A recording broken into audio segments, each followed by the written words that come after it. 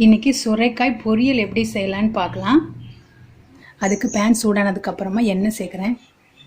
தேங்காய் எண்ணெய் சேர்க்குறேன். எந்த பொரியலுக்கு தேங்காய் எண்ணெய் சேர்த்தாலும் நல்லாயிருக்கும். எண்ணெய் காஞ்சதுக்கப்புறமா கடுகு உளுந்தம் பருப்பு, கடுகு வெடிச்சதுக்கப்புறமா கருவேப்பிலை,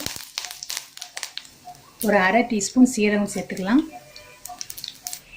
ஒரு பல்லாரி கட் பண்ணி வச்சுருக்கேன், அதை இது கூட சேர்த்துக்கலாம். பல்லாரி வதக்கிடலாம்.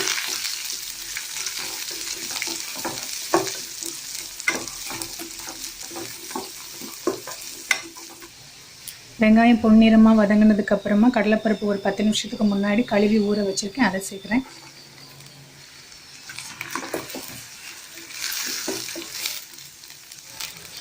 ஒரு சின்ன சொரக்காய் எடுத்து மேலுள்ள தோல் பகுதியும் உள்பக்கம் உள்ள விதையும் நீக்கிட்டு கட் பண்ணி வச்சுருக்கேன். இப்போ அதை சேர்க்குறேன். இதை சேர்த்து கலந்து விட்டுறலாம்.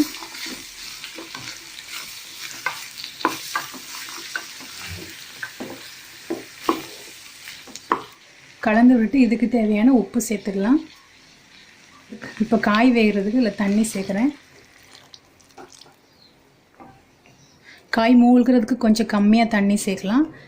காய் ஈஸியாக வெந்துடும். பருப்பு நம்ம ஊற வச்சுருந்தனால பருப்பு சீக்கிரமாகவே வெந்துடும். இப்போ காய் வேகட்டும், மூடி போட்டுடலாம். காய் வேகிறப்போ நம்ம தேங்காய் அரைச்சிடலாம். அதுக்கு 2 பச்சை மிளகா, ஒரு 10 தேங்காய் சேர்க்குறேன். இது தண்ணி விடாமல் அரைச்சிக்கலாம். இப்போ ஓப்பன் பண்ணி பார்த்துடலாம். காய் வெந்து நல்லா தயாராகிடுச்சு. இந்த காய் ஒரு 5 நிமிஷத்துலேயே வெந்துடும்.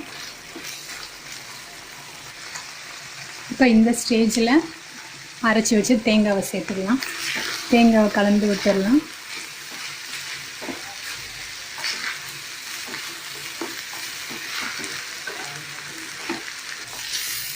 கலந்து விட்டுட்டு அடுப்பை ஆஃப் பண்ணிடலாம். கொத்தமல்லி எல்லாம் சேர்க்குறேன். இதே சேர்த்து கலந்துடலாம்.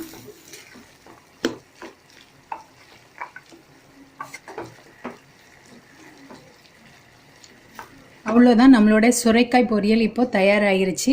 இந்த மெத்தடில் தான் கல்யாண வீட்டிலலாம் செய்வாங்க. நீங்கள் செஞ்சு பாருங்கள். செஞ்சு பார்த்துட்டு உங்களுக்கு பிடிச்சிருந்துச்சுன்னா நம்முடைய சேனலை மறக்காமல் சப்ஸ்கிரைப் பண்ணுங்கள். கூடவே உள்ள பெல் ஐக்கானையும் கிளிக் பண்ணிக்கோங்க. தேங்க்யூ.